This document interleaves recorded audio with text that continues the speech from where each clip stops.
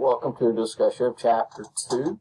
I'll be making a separate recording for Chapter 3. I will be posting this and notifying you that it's been posted. Hopefully this will help you understand a little bit more about what the Greek culture is like and what we are looking at in these two chapters. As you look at your textbook again, I mentioned this in the previous video, go to textbook and materials. You should have registered already with Cengage. Hopefully you've done that. With your code that you had in the packet that you received, there should have been a card with a code. If you have difficulty, as I mentioned also, if you go directly to the chapter, we'll just do Chapter 1 very quickly, and you click on read the chapter and you get this message, something went wrong. That's all right, don't worry about it, just go back. And the easiest way to avoid that is just to go here. So that when you click here, you'll see that the loading page is a little different. It's Cengage. It loads the content. You'll say that you are signing on. And there it is. There's the textbook. You can actually close this now and then go back and go into the actual textbook. So we'll be doing that now. This is the overview for chapters 2 and 3, talking about Greek civilization. Western civilization owes much to the Greeks, but as I was mentioning with my face-to-face class, the people we call Greek didn't use that term to identify themselves. In the Iliad, of course, Homer calls them the Achaeans, referring to a particular region in the southern and eastern part of the Peloponnesian Peninsula. So Greek comes along much later. It's going to be the other cultures that are referring to the different individual city-states such as Athens or Sparta, Mycenae, Corinth, Argo, all the different ones there. The other civilizations put them all together and called them Greek. And so we wind up with a civilization, though, that's going to be highly influential. You'll see statue. This is an example of a statue. And as I have it labeled here, it's either Zeus or possibly Poseidon. They're not sure. If it's Zeus, what he would have had here in his hand would have been a thunderbolt. But if it's Poseidon, he would have held a trident. There's no indication of what he was holding. Something was meant to go here, but that was not, when this statue was discovered, that part was missing. And so we have, this is from the National Archaeological Museum in Athens. We actually took a group of students there now over 7 years ago. We went in 2017. And so this is a picture that I took while I was there as we were touring around the museum. So Greek civilization, as we know it, spanned quite a bit of time, has quite a bit of influence. We have art, we have architecture. This is the Acropolis, which you can see was undergoing restoration, still is at this time. You can see the cranes and the scaffolding here. And then this is the map of the region, the Peloponnesian Peninsula, this area here. And you can see right here the Achaia, as I was mentioning earlier about the southern and eastern part. This is called Achaia, and that's why they come up with the name of Achaeans in the Iliad. When you look at this area, you have individual city-states. We'll look at another map here in a little bit from the textbook. And those individual city-states developed at a number of different times. Chapter 1 talked about the Mycenaean culture. Well, Mycenae is one of the city-states in Greece, as we now call it. So it's part of it. These are your learning outcomes, what you're expected to learn and recognize. So we're going to be looking at some of these. And then here, of course, are the individual chapters. We're just going to go ahead and open Chapter 2. As I said, by going to that link earlier, it allows you to get into it. We'll go back to the preview. This is the shield of Achilles. We'll make it a little larger. That was actually a recreation of what the shield would have been like as described in the Iliad and in mythology. The preview here says we really don't know much about Homer, who's credited as the author of the Iliad and the Odyssey. We have, as it says, there's no definitive proof that he actually wrote those, but that's what's been handed down to us by indication. The Iliad has about 16,000, this is 15,693 lines.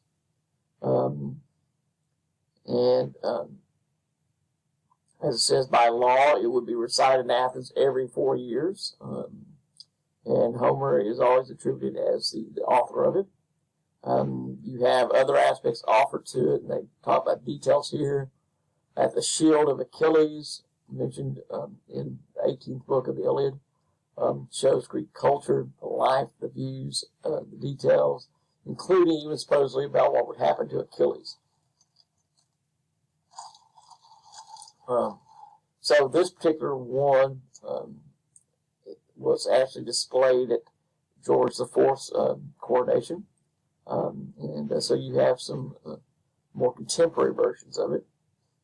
This is some of the art and pottery that's associated with early Greece. This is an amphora, 16 inches tall, but you'll see that, as we saw in the other cultures, they had geometric patterns on it, but very rarely did they have figures and stories. Well, this one actually starts showing us figures and images and basically tells a story along the line. The early history of this area, your book talks about 1000 BC, goes much earlier. But the people we know as Greek weren't from Greece. They would have traveled down from the north and east, coming into the Peloponnesian Peninsula.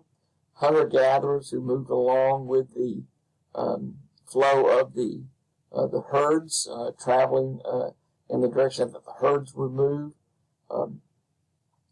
And they reached this Peloponnesian Peninsula where they had to stop for very logical reasons. One, they found an area where it was conducive to growing crops and raising livestock, and they learned how to do that. Two, the weather was fairly pleasant. And then three, they ran into the Mediterranean Sea. And these travelers across land had no idea how to build ships and sail across it. So they basically were bottlenecked. They were stuck there. They didn't want to go back the way they'd come. They stayed where they were. And so you have these details here offering about that. And again, this is the map. As I mentioned, you'll see you have the individual city-states. Mycenae here, Argos, right across the valley from it. If you look at the chapter 1, we're talking about Mycenae, you'll see the Lions Gate there. And that's the only way into the city of Mycenae, is up a curving path into the city itself.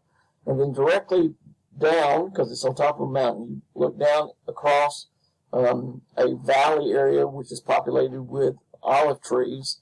And then there's another mountain on the other side of that, and it rises to the top, and there's Argos. So they were sister cities. But you'll see that the cities, and we'll get a little larger here, with LS Olympia over here, not Olympus, but Olympia. Corinth, sitting right here at the edge of the sea. You have Delphi up here, Thebes, Athens, of course, over on this side.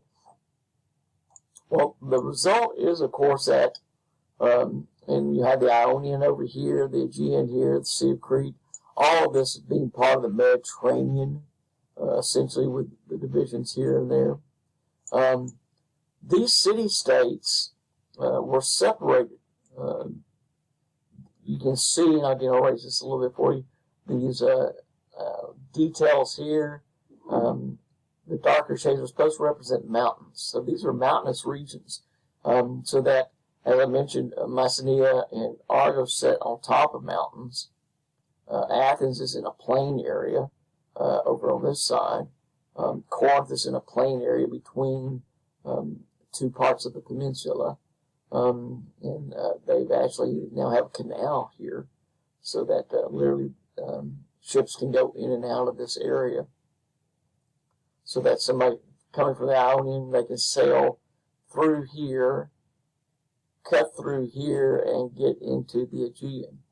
rather than having to sail all the way down this direction to get this way. They can just cut through here and make their way through.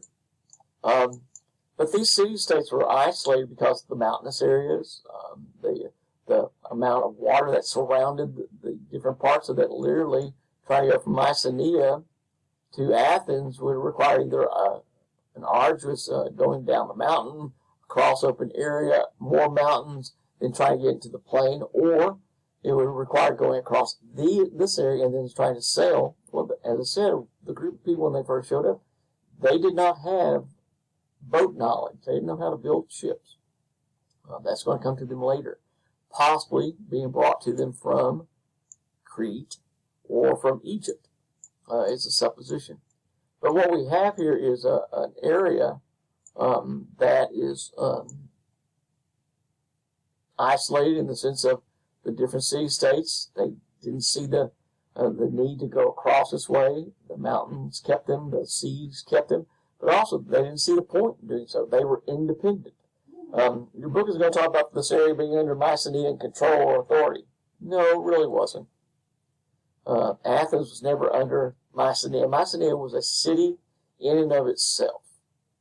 Now, the people we think of as Mycenaean were similar, were from the same grouping of the Athenians and the Thebans and the Argoans. I mean, these are similar people because they came from similar background.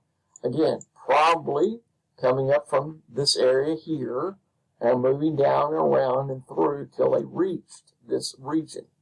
And as I said, once they got here, there was no place else to go because sea all around it. They also found indigenous people. There were already people living here. The ones we call the Greeks were not the first people in this region. There were others there already.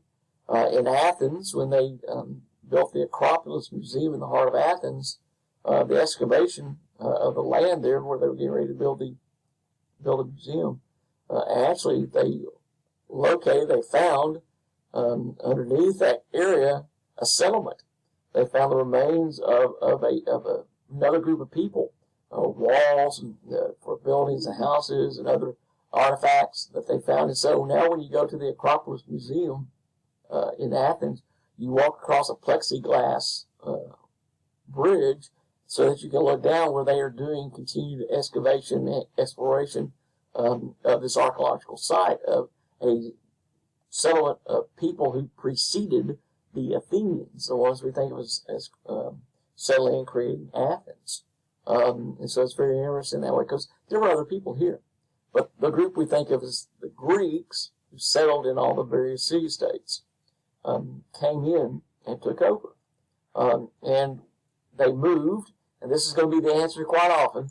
Where did these people come from? Well, they moved from the north and east.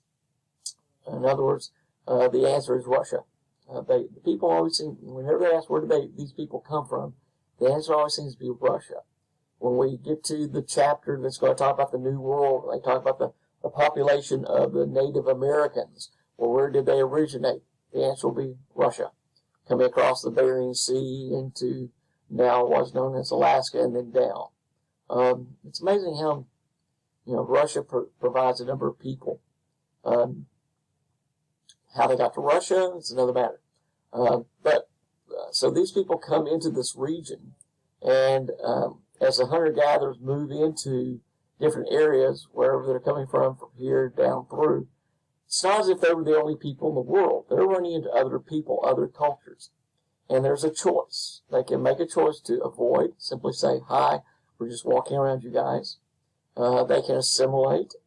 They can say, you guys have some nice stuff, we have some nice stuff, let's get together. Or they can annihilate. Annihilation takes a couple of different forms. It's literally killing everyone, exterminating them, or subjugating them, turning them into slaves. And that's what these people coming into this region did. They sometimes avoided, sometimes assimilated, and quite often they annihilated. A number of people became enslaved during this time. And so they had that.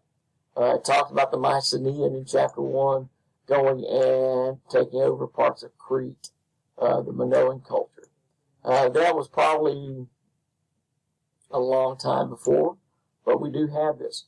Later in chapter 2, we'll talk a little about the age of colonization. The city-states sent out ships once they learned how to build ships and sail. They went out and they essentially colonized. You'll have to see over here the names of different places, including Syracuse in Sicily. They sailed around and went along the western coast of what we now think of as modern-day Rome. And so you have this different aspect of the people. And so you have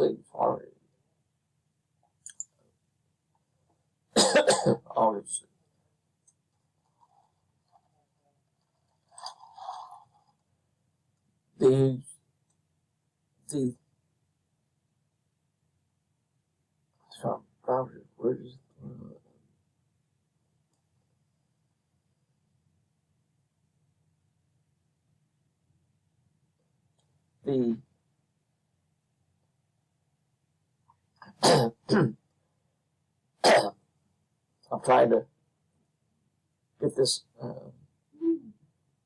for having a little bit of trying to get this across to you. The heroic age, as a part of it, and so you have the different areas. So you have these areas. What we have with these different city states, they are all part of something in the idea of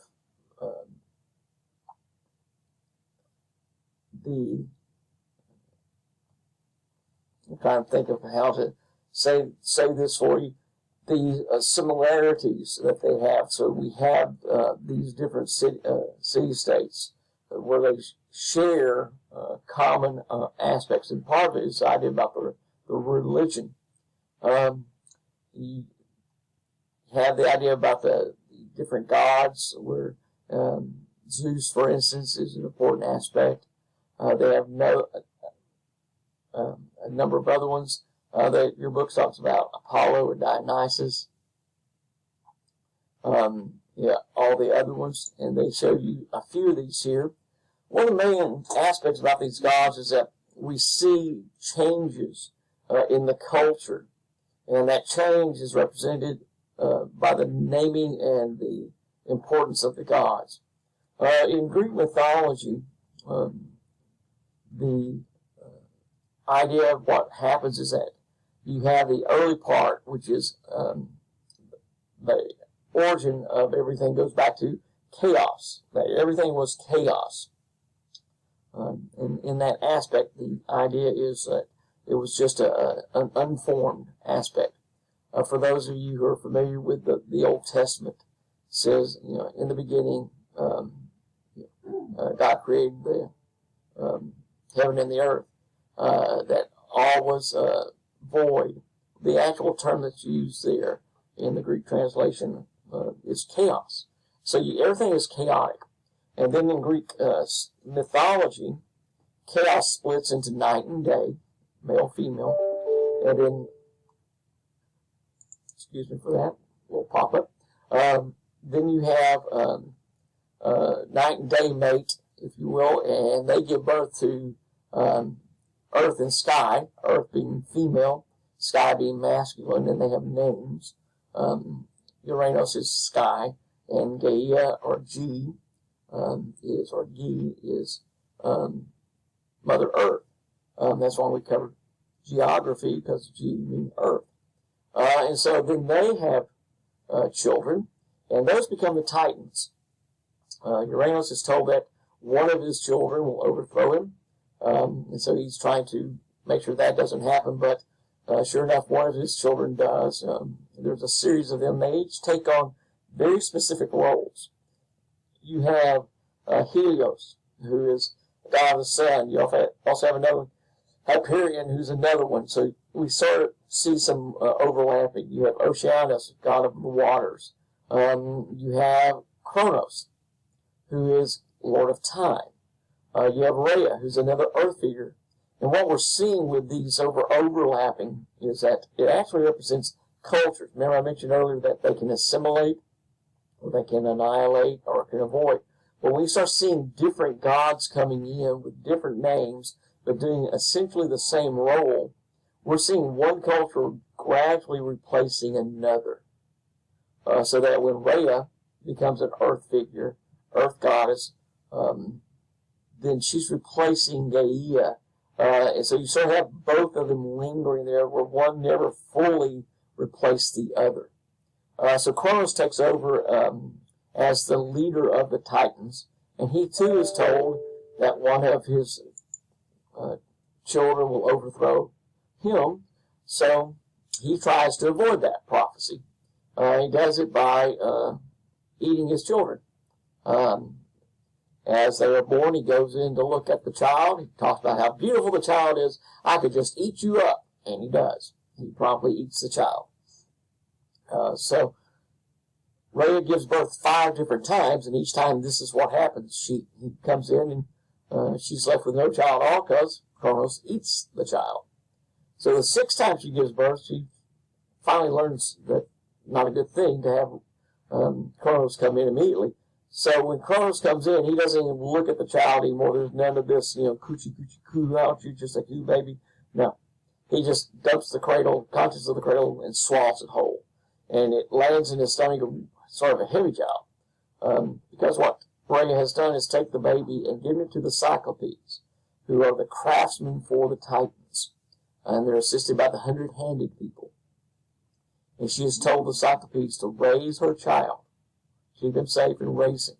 The Cyclopes, every time the baby cries, they hammer out thunderbolts to cover up the cries of the baby, which the baby must cry frequently because they have this huge stockpile of thunderbolts. Well, that baby grows up to be Zeus. And one of the very first things he does is he attacks his father.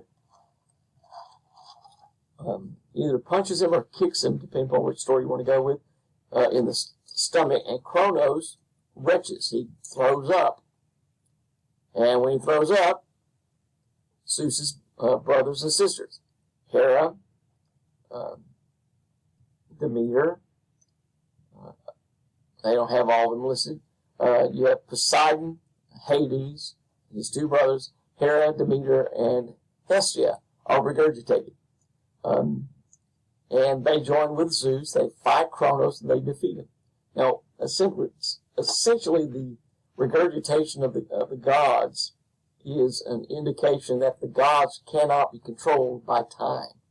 Kronos is god of time, a lord of time. So time does not control the gods, hence they are immortal.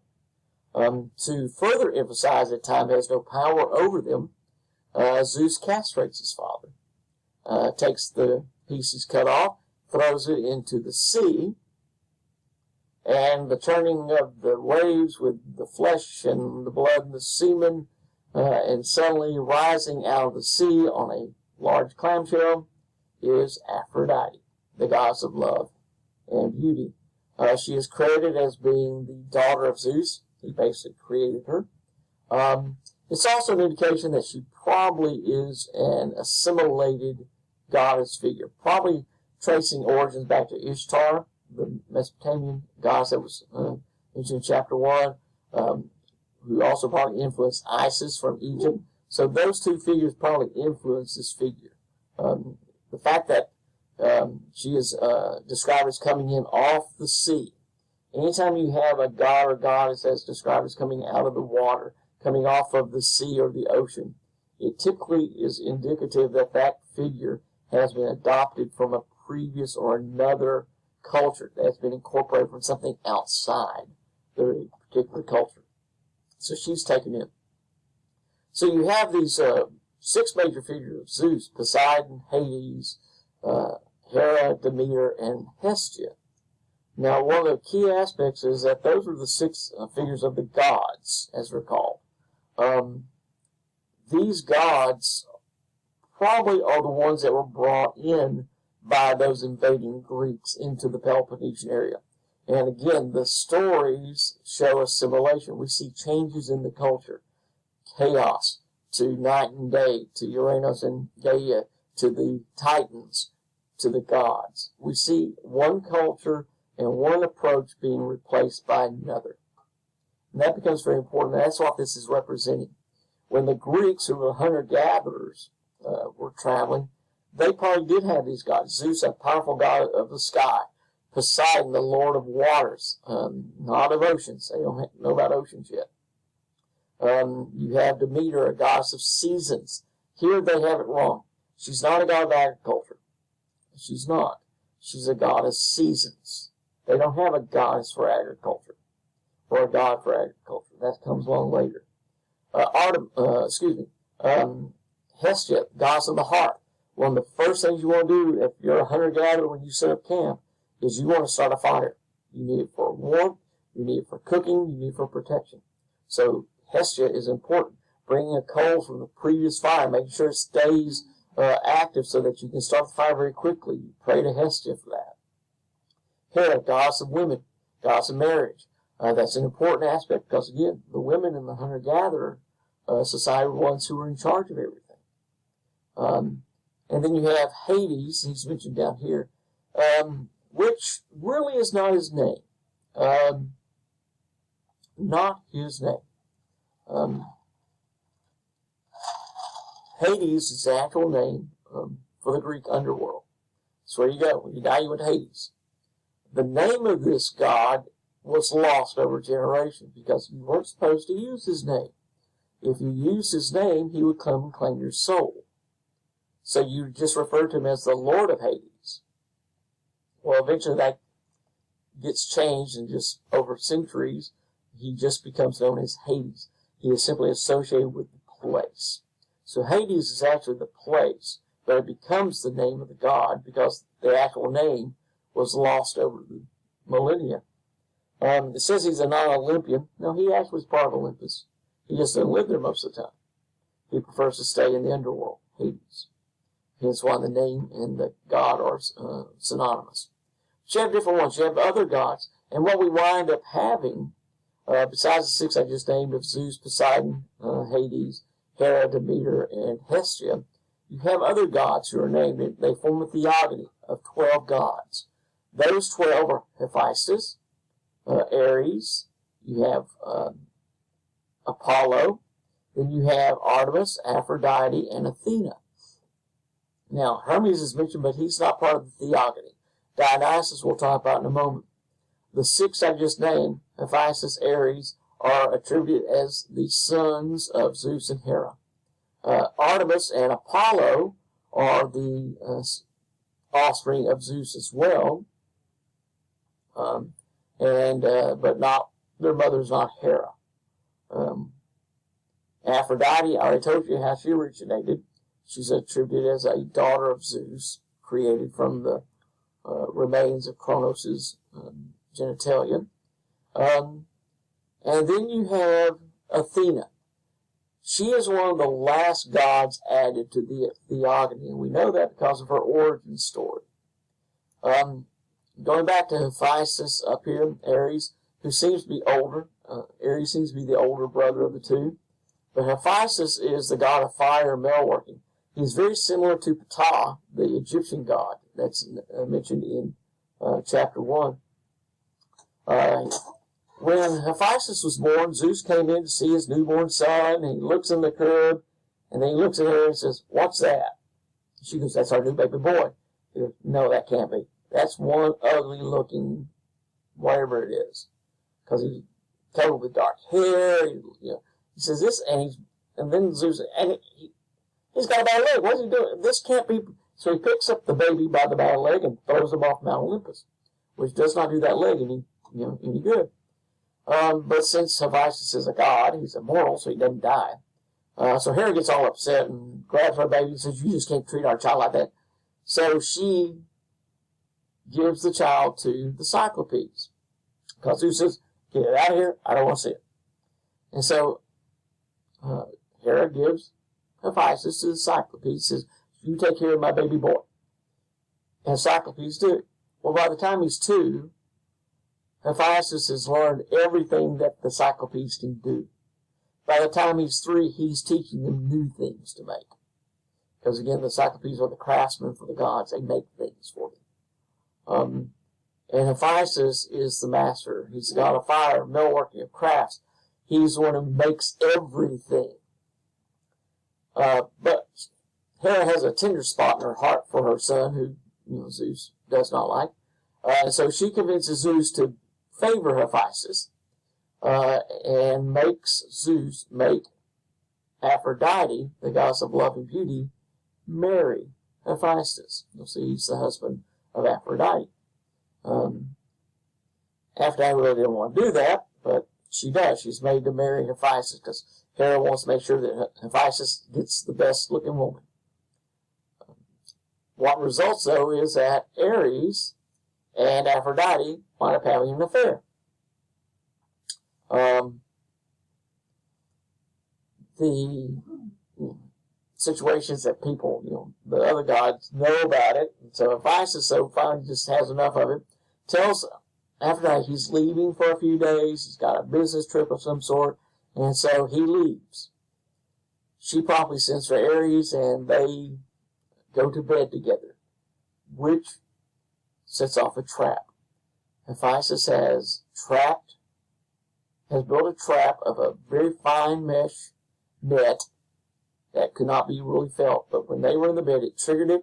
The net was pulled up, and it held Aphrodite and Ares within it. It's God-proof. They could not break from it. And Hephaestus shows up because he had not gone any place, and he pulls the sheets away from it and calls the other gods in to see the two who have been caught. Hera is not happy. She's really mad at Ares. Zeus is not happy because Hera's not happy. Aphrodite and Ares are both highly embarrassed because they're being mocked by the other gods. And for a while, the affair cools off. They pick back up with it later. You'll see that they actually have a child, Eros, the god of love. He's represented as a young man in Greek mythology. In Roman mythology, he'll be Cupid, the ones that you always see at Valentine's Day. But this is Hephaestus. Well, to go back to Athena, we know that she's a younger goddess because, as says here, she's full-born from Zeus's head. Here's what it is. Zeus is up on his throne, sitting, thinking. He's had heavy thoughts all day, and he has a really bad headache. Hephaestus has come to Olympus. He doesn't spend that much time there. He spends most of his time at his forge, which are located in volcanoes. But he comes to see his mother. He starts skirting by, trying not to attract his father's attention because his father throws him off the mountain. But Zeus sees him. Says, Hephaestus, come here. So Hephaestus sort of hesitantly goes up to Zeus and says, yes, sir, what can I do, Dad? And Zeus says, you got your tool belt on? Hephaestus says, yes, sir, I always wear it. Good, got your axe with you? Yes, sir, I got it. And you probably have heard the term splitting headache. This is the story that gives rise to that. Because Zeus promptly tells Hephaestus to take his axe and split me over the head. Hephaestus, who was thrown off from Mount Olympus when he was a baby by Zeus, is now asked to split his father's head open. There's no hesitation.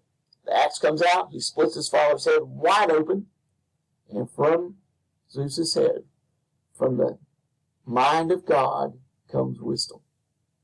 Athena is born full grown, as it says here. Since Zeus is a god, his head just seals right back up. He's perfectly fine. But his headache's gone. And Zeus as well. And Hephaestus had the privilege of splitting open his dad's head. But these are the gods, and so that gave you 12 that I just named. Zeus, Poseidon, Hades, Hera, Demeter, Hestia.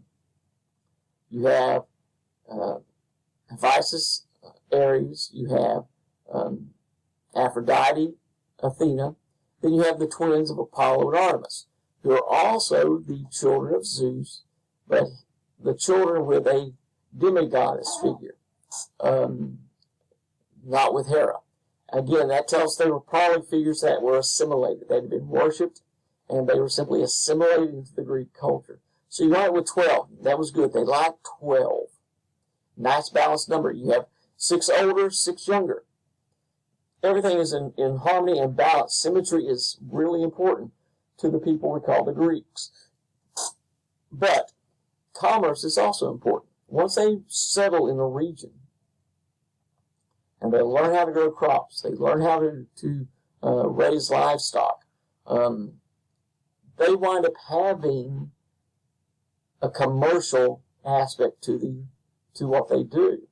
They're making and planning on selling, especially once they learn how to build ships and sail across the Mediterranean. Now they're taking and doing trading with other cultures. One of the major commercial aspects is the growing of crops. Grapes, very influential. Grapes can be eaten. Grapes can be dried, form raisins, and then eaten. Grapevines can be taken to other places and then replanted, and they'll entrench themselves and grow. So you can trade that.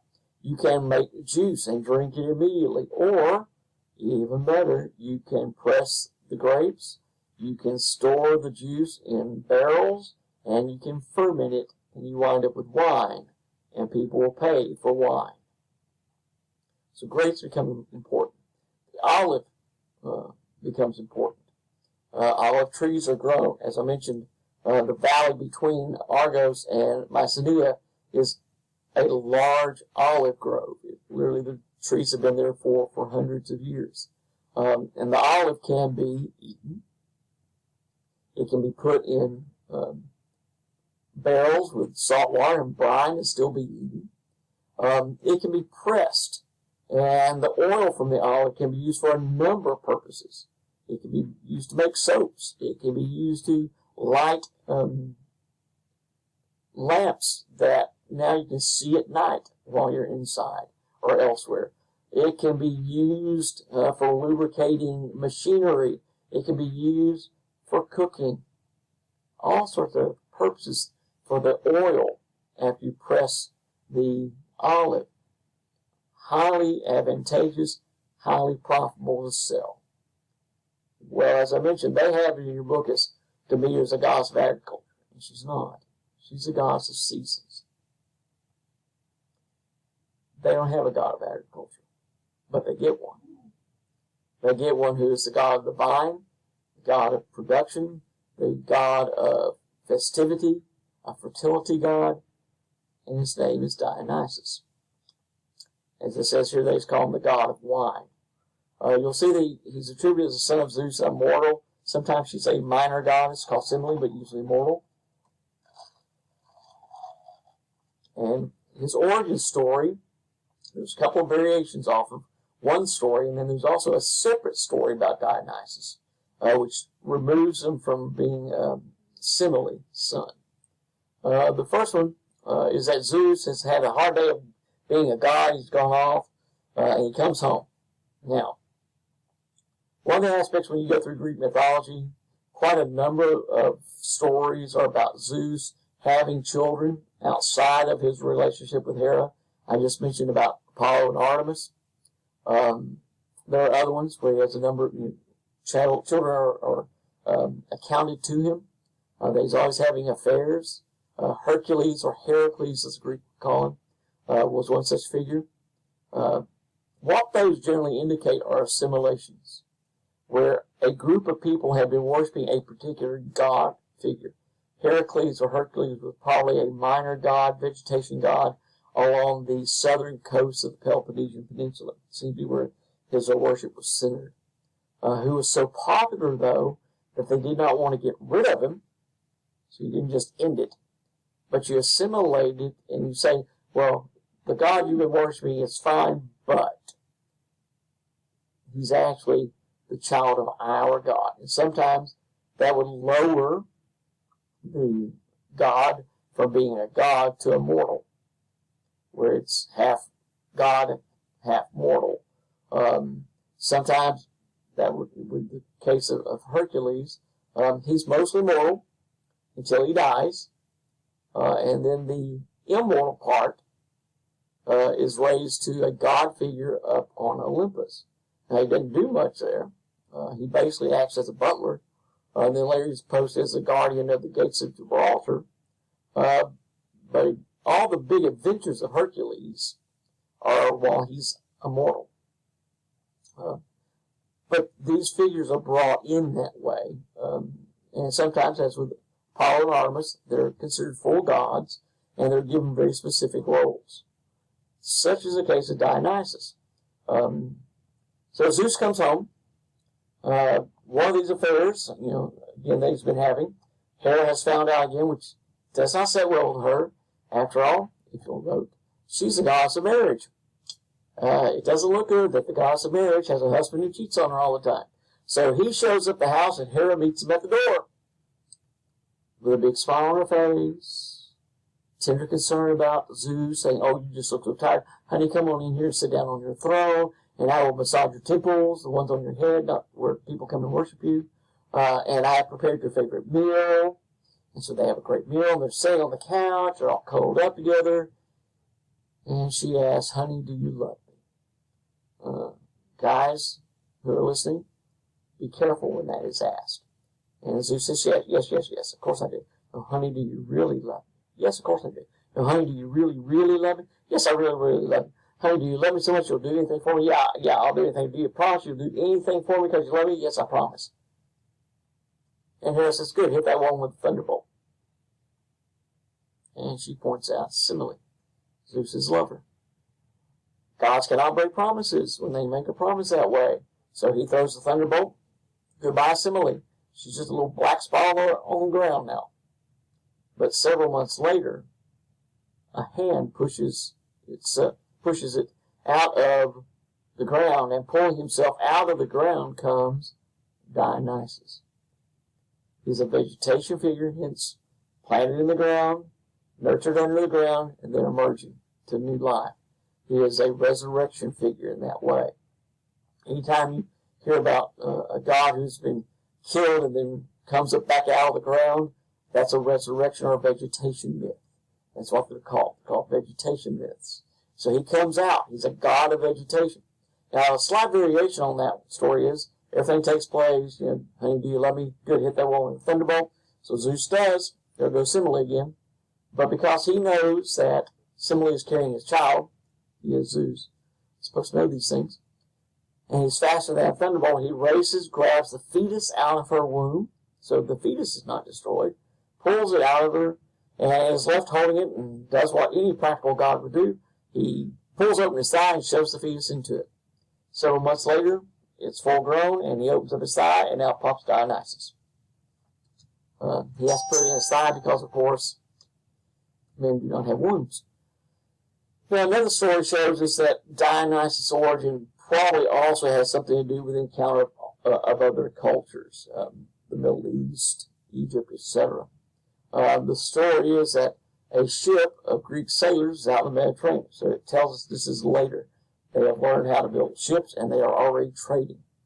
And they run across a small boat with a youth in it. So they pull the boat to them, pull the youth up onto the deck of the ship, and say, "What are you doing out here? Don't you know you can't be out here in the middle of the sea this way? Are you just stupid?"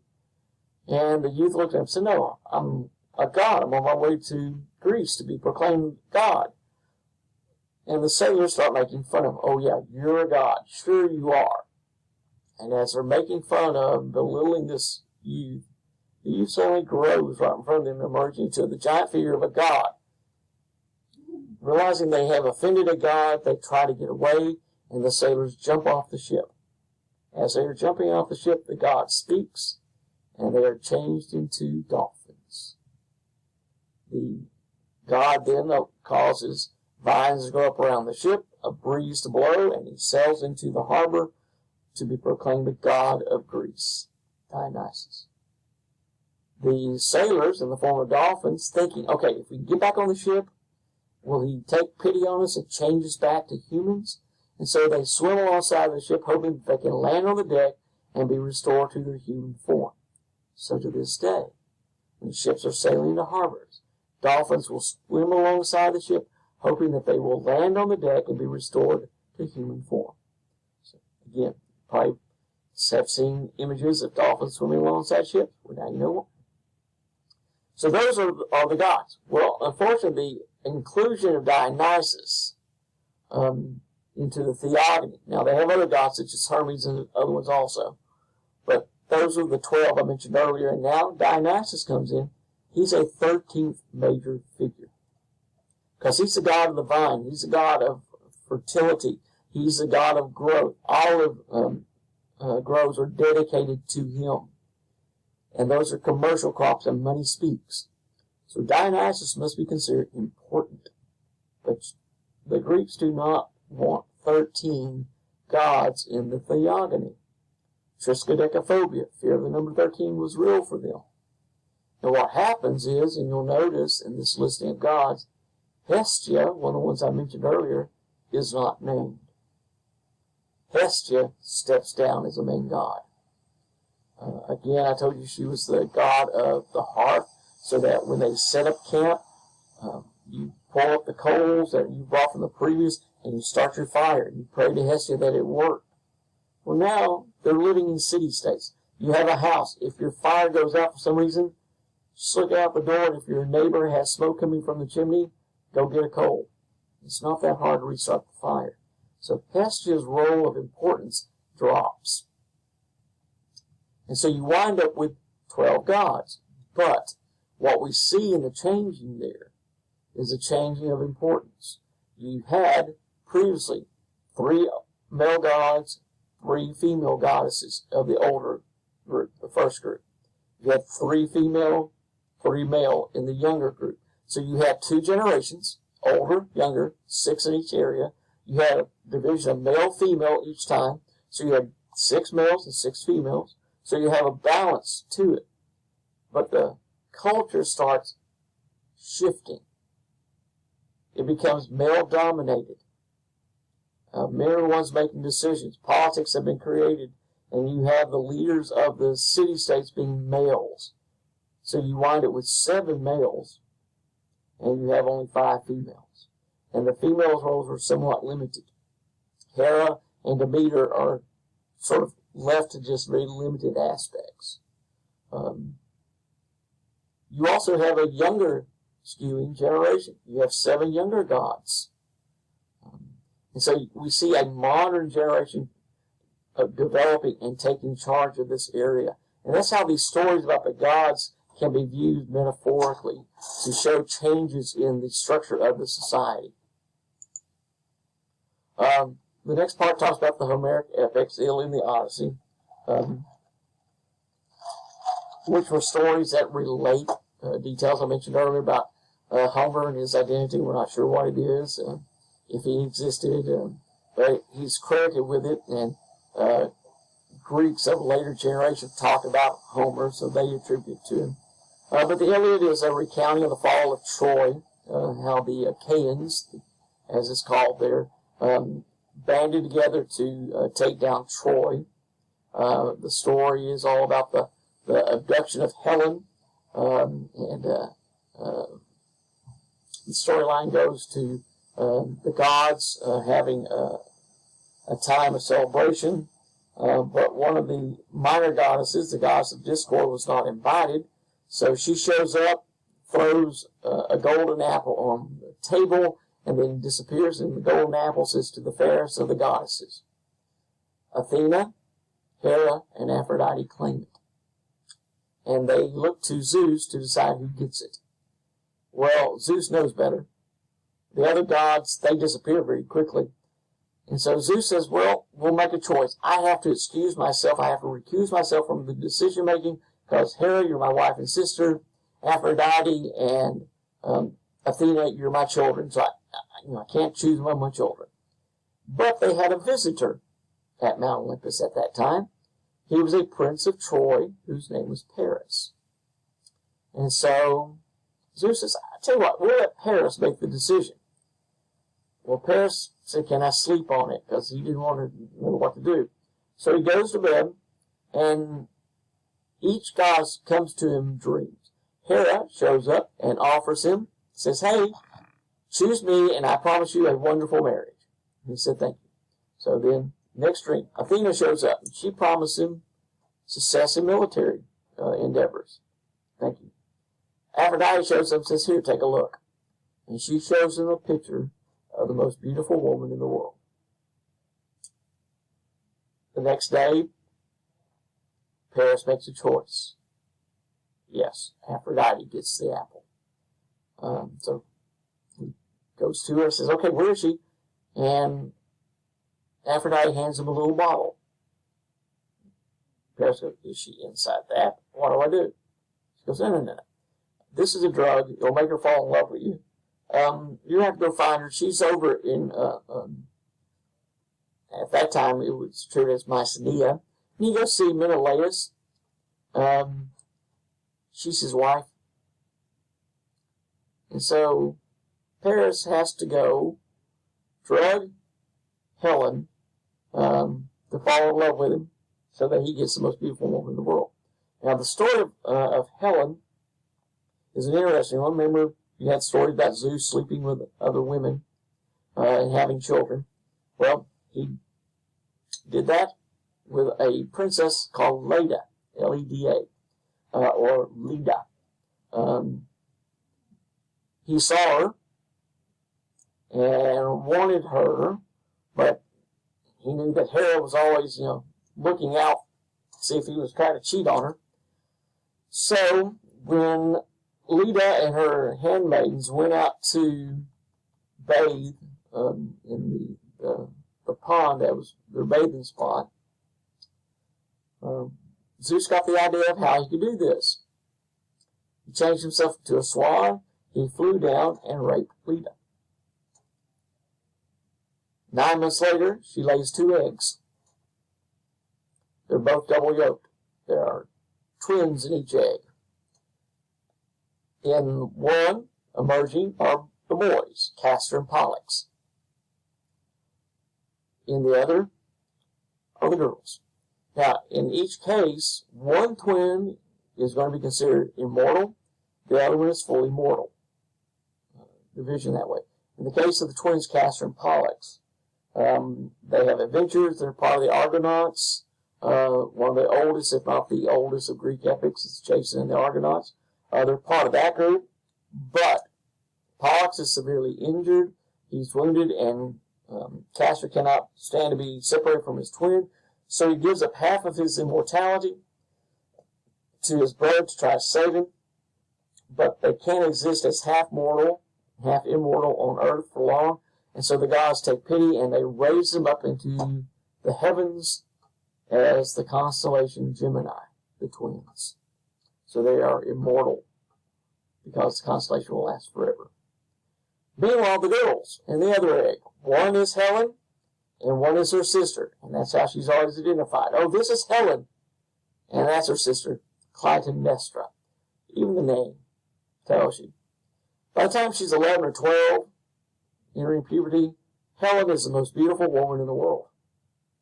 Suitors come everywhere to try to convince her to marry one of them. All the princes or kings of the city-states come to court Helen. Well, Helen can't make up her mind. She's, there's different ones. Some of them come. Achilles shows up. He's really not that interested, but everybody else is doing it. He sort of has to. Achilles has an interesting background I'll get to later. But you have all of them show up to court her. Everyone is there. You have Agamemnon. You have Odysseus. You have, as I said, Achilles. You have each one showing up. Helen doesn't choose the wisest. Odysseus doesn't choose the strongest, Achilles.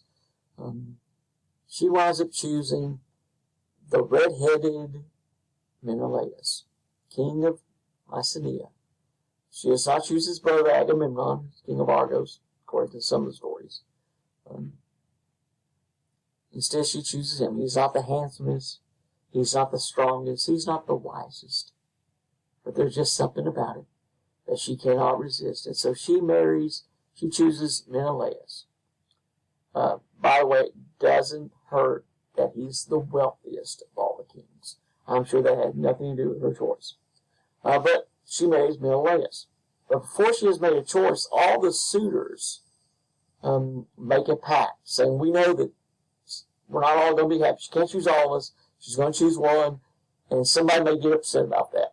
So they made a pact that if anyone ever tried to take Helen away from her choice, that the other suitors will all come to the aid of that one. They swear an oath. So when she chooses Menelaus, the oath goes into effect. Now Agamemnon marries Clytemnestra. He can't have Helen, I guess I'll take you. Which doesn't sit too well. They have a problematic marriage. Odysseus winds up marrying Penelope. Much better choice for him. Achilles never marries. He has issues. Because when Achilles was born, his mother, who was a nymph, minor goddess figure, is given a prophecy that her son will die. He'll become the greatest warrior in Greek history, but he will die. So she didn't want him to die. So she takes him to the underworld and dips him into the river Styx to make him invulnerable. But she has to hold him by his heel, so the heel is a vulnerable spot for him. But she also wants to make sure that he never grows up to be a soldier, a warrior, because that's what he's told. He's going to be the greatest warrior. But no. So she takes him, and at the time in Greek society, the young girls in the family were always sent off to be trained and raised separately, to be schooled separately. And then when they hit 12, 13, or 14, they would be brought back, and a marriage would have been arranged, and they would get married. So she sent Achilles to be raised with the girls. So until he hit puberty, he didn't know he wasn't a boy, or that he wasn't a girl, that he was a boy. But puberty hit, and he realized he was a little different from the rest of the girls. And they experimented and realized just what the difference was. So Achilles came back and said, Mom, I think you need to tell me something. So he becomes a great warrior. So he had issues with, that aspect. Because he knew he was going to die early anyway, because that was part of his history. But everybody else was courting her, so he did too. So Paris shows up, drugs Helen, and Menelaus gets up one morning and wants to know, have anybody seen Paris, our visitor? He's not around. And by the way, has anybody seen my wife this morning? And word finally reached them. Well, they were slipping out really early this morning, and they took off. And sure enough, they have left. So the abduction of Helen, although she was drugged and went willingly, with Paris, sets off the Trojan War. Because Menelaus calls in all the suitors and say, hey, you guys promised. And so they sail. There's some issues with it. And the Poseidon, whose sacred city is Troy, doesn't want it attacked, so he makes a deal with excuse me for the phone ringing. I didn't have it on silent. I'm in my office. The deal is made with the god, the wind's not to blow, so they can't sail. But the deal also involves that eventually, after so much time has passed, Agamemnon asks the gods what he can do, and they said, well, we need a sacrifice. So he sacrifices his oldest daughter, which does not say well with Clytemnestra. But the winds change, they sail, they attack Troy, and 10 years later, Troy is razed, it's defeated. Achilles doesn't die in the Iliad, but he knows he's going to. And the end of the Iliad is Achilles and Priam, the king of Troy, sailing together over the fallen body of Hector, the prince of Troy, whom Achilles has killed. And Priam has come to reclaim Hector's body for burial. And they both sit there crying because they know, Priam knows his city is about to be destroyed. He gets how it works out. And Achilles knows that he will be dying soon. And so you have these stories that are passed down. The Odyssey is a story with Odysseus, wisest, but he's the one who caused the fall of Troy because he came up with a plan of how to defeat it. Poseidon wants to keep him from home, and so everybody else gets back after 10 years of war. Well, it takes Odysseus an additional 10 years to get home, so he's gone for 20 years. Because Poseidon keeps trying to stop him, and other things come in his way. But these were all passed down orally, so that these stories were part of a situation where Homer is credited with writing them, but they were, the tradition was that everything was passed out, which is why they're written in rhyme, why they're written in a meter, so that they're easily remembered, can be memorized and passed down. Especially the phrases, lines, and sections are repeated at times, so you get this. It's all part of this oral tradition, and the presentation is handled in that way. The different aspects, we're going to move over here where it talks a little about the gods and how they're presented. We start having artwork. This is a recreation of the Temple of Zeus, one of the 7 wonders of the ancient world, but it was fully destroyed. It was of ivory and gold. But that image of that is translated into painting. This is from the 19th century. This one is a presentation of George Washington, a statue made of George, to look as if he is a god. And then this is the apotheosis, the rising of George Washington again. So you have some details there. This is about the Iliad and the Odyssey having meter, having rhyme and rhythm to it, which helped it to be passed down. Again, here's about the Iliad. Again, the pottery shows the stories. This is the details here where, again, Achilles, having killed Hector, drags his body around the city. The reason he does that is that Achilles' best friend, when the Iliad opens, Achilles has refused to fight. Agamemnon has irritated him, angered him, because he has taken a prize from Achilles. Achilles was given the prize of a young woman, and Agamemnon, seeking to turn the way of battle, asks for intercession by a priest. The priest had taken his daughter. Agamemnon had taken that priest's daughter, so he gives her back, and Agamemnon is acting as the general of the army, so he takes Achilles' prize, a girl. So Achilles says he's refusing to fight because he feels like he's been dishonored. But his best friend comes and asks if he can wear Achilles' armor, and so he does.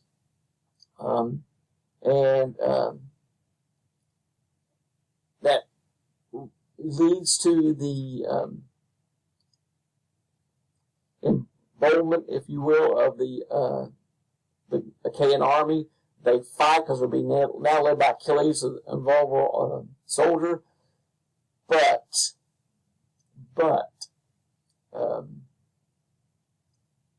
that's not Achilles. It's his friend, and his friend is killed. Hector kills him.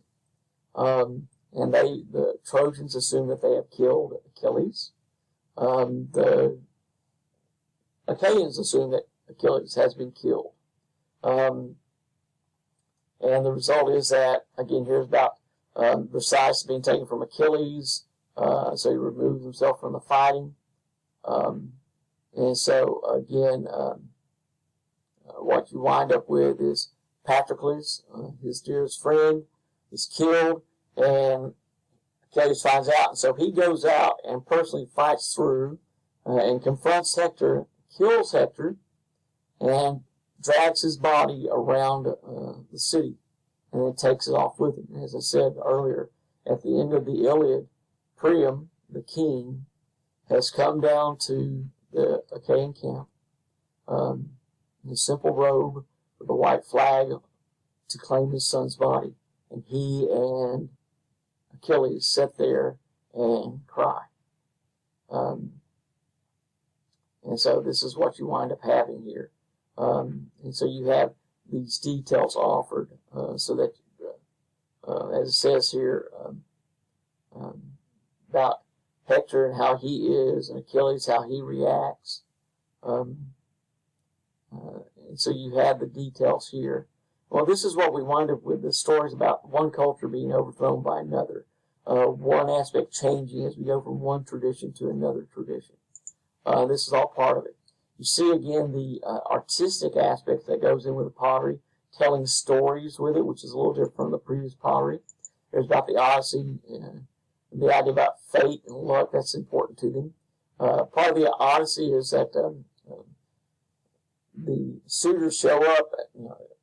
Odysseus is gone much longer than anybody else, so suitors show up to claim the kingship of Ithaca, and to submit that they want Penelope to choose one of them. She'll marry him, and he will then become king of Ithaca. Well, Penelope doesn't want to marry any of them. She's still waiting for her husband. She believes he will return to her. So to forestall these people, these like 70 suitors are living in her house, she says she is weaving a tapestry as a funeral shroud for her father-in-law, his father. And so she said once she finishes it, she'll choose. Well, she weaves during the day and then unravels it at night. A servant eventually betrays her because that servant has fallen in love with one of the suitors. And so they come up with a different plan. The plan is that they will set up 12 axe heads, and they will use Odysseus' bow, which has been left over the mantle of the fireplace, and they will shoot an arrow between the axe head and the shaft, that little area right in between. And so whoever can do that will get Penelope. None of them can do it. Odysseus shows up in disguise. He's able to do it, and then he winds up killing all the suitors. And so that's basically the Odyssey. But we see other designs here, the geometric aspect, the art here.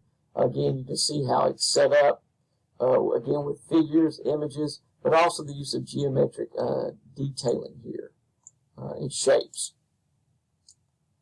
Moving on here, colonization. Once they learned how to sail, and they learned how to trade with other areas, they sought out different places, including moving through the different areas, such as Sicily, just off the coast of Italy, over through and around Sicily to the west coast of Italy, where that's when they encounter the Etruscans, who are mentioned in chapter 1, and also going to be mentioned in chapter 4 when we get to that next week. And so you have about art, and they have exposure to Oriental, part of Middle Eastern areas that they see this. And we start seeing designs change and reshaped. The archaic period, as they call it, the art here, where it becomes much more natural. This is a Choros, where you have the Egyptian prototypes with the arms at a akimbo, one leg forward. This is the Choros, and again, you'll see the much more natural view here. The face of this one is much more realistic. The body with the use of the abs and the details there are all part of it. The women figure starts off a little bit this way, but then they become even more natural, so we see this aspect. And so the chora, the figures there are always presented. And so all these are artwork, and we start seeing more and more of this. This is Critios boy. This is in the Acropolis Museum. I mentioned that earlier. You can actually go in and see this figure. It's missing arms and a leg and a foot down here, but again, as it says, it's very natural, very realistic looking. You can see the youth. That's why it's called the boy, because of the youth. You can see this one was pieced back together with some pieces having to be replaced. That's why these are blank, because those are pieces that had to be replaced and used. This is, again, part of Achilles and Ajax playing dice, which was part of the Iliad. Again, different stories that we saw this one earlier. So vase painting becomes important, and it's part of what they do. You have temple architecture styles become important. This is about the Doric and the Ionic columns, and you'll see the differences here. The Doric with the chorus and pediment here, where you have the different aspect here. You have the triglyph, the three little parts here, and metope. Metope, the frieze here is this part. You have the capital, where you just have the top part here, just sort of a very column. Column just rises to a very simple aspect, just basically a straight box like at the top, shaft with the carvings there, and then you have the coming down to the bottom part here, where it just sets literally right on the foundation. With the Ionic, you have slightly different. You have the cornice here. The frieze is more simply presented, and quite often will have decoration to it. You have the capital has a volet, this idea of something here underneath it, and then that little curvature that goes up to set the roof on, the cornice on. The columns are setting with a base of a sort, which is usually quite elaborate in that way. All this is explained over here about the Doric and Ionic orders, and so you can see the details explained here. And so you have style. You later have a different column called the Corinthian column. It's presented, it's a little different in the ways. Music and dance become very important as well. As we see that represented, music theory is developed, the idea of the details in that way. Literature, I've already talked a bit about the Iliad and the Odyssey. Epics were important. Poetry was important. You have Theogony and Works and Days by Hesiod. The Theogony is where he literally goes into the details about chaos, night and day. He retells the mythology for it, so we have that one. Works and Days focuses upon the individual who has to literally go through and work and what they need to do. So it sort of shows a little bit about the world that they lived in. We start having the Greeks expand and are influenced by other areas. I mentioned about the gods Aphrodite, possibly Hephaestus also, god Dionysus, maybe being brought in from outside sources. Very, very much possibly they were. Lyric poetry becomes important. Sappho is the best known of the Greek poets, although we have very little of her work left. She is one who was a tremendous poet.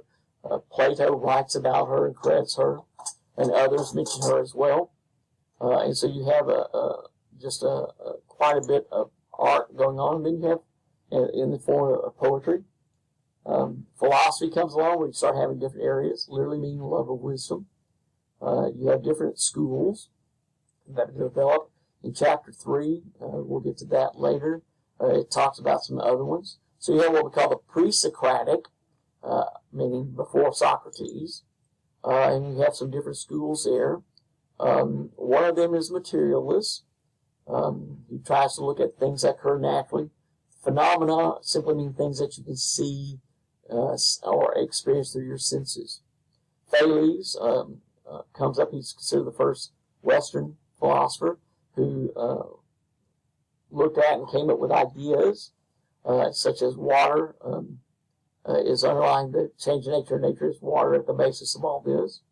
Thales also predicted eclipse. Many of the philosophers are also mathematicians and scientists.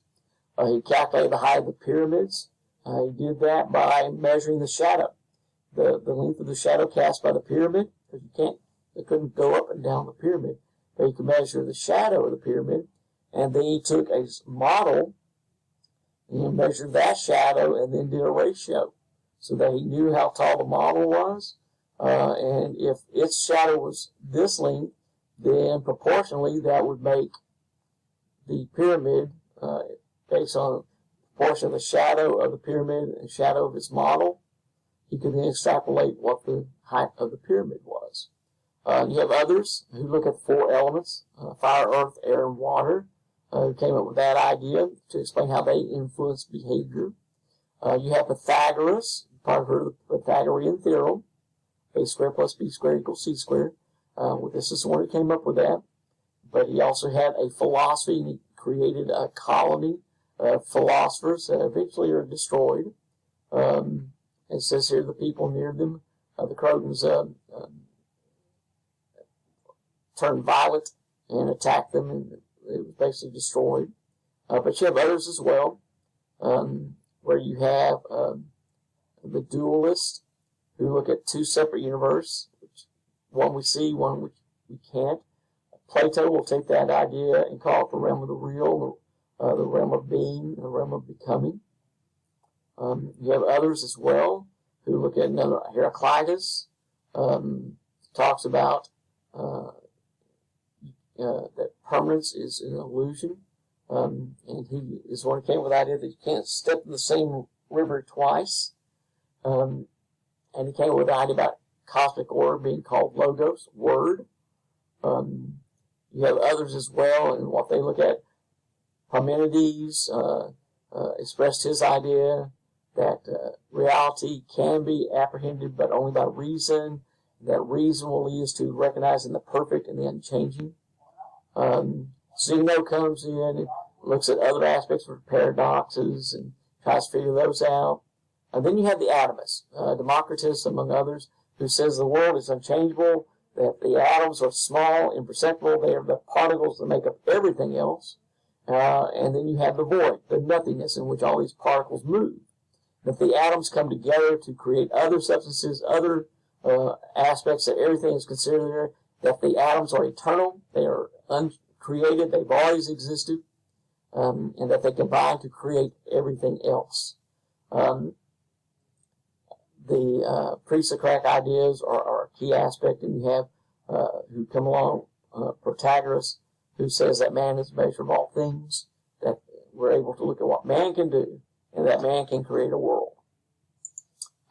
You have Herodotus, historian Herodotus, writes his history of the Peloponnesian War, so that you can find out what, we really find out what took place during that war because of what he wrote about. He wrote about the War of the Persians, that the Persians were wrong to attack the Greek city-states, that they were defeated because they were morally in the wrong. They were guilty of false pride, hubris, that led them to think they were superior, and that instead they were defeated because the Greeks, this is an example of right over might. The gods were guaranteed justice, and that's all part of that. That's why they lost. They were morally wrong. The gods favored the just, and hubris was wrong. They prided themselves. So you have details of this, and that takes us to the end of chapter 2.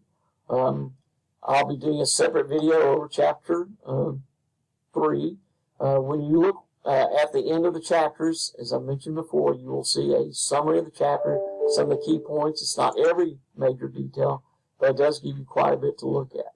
So I'm going to post this. I'll send a note out about this one being posted, and as soon as I get it uploaded, you can watch this one, and then I'll be doing another video over chapter 3, and I'll get that posted by tomorrow.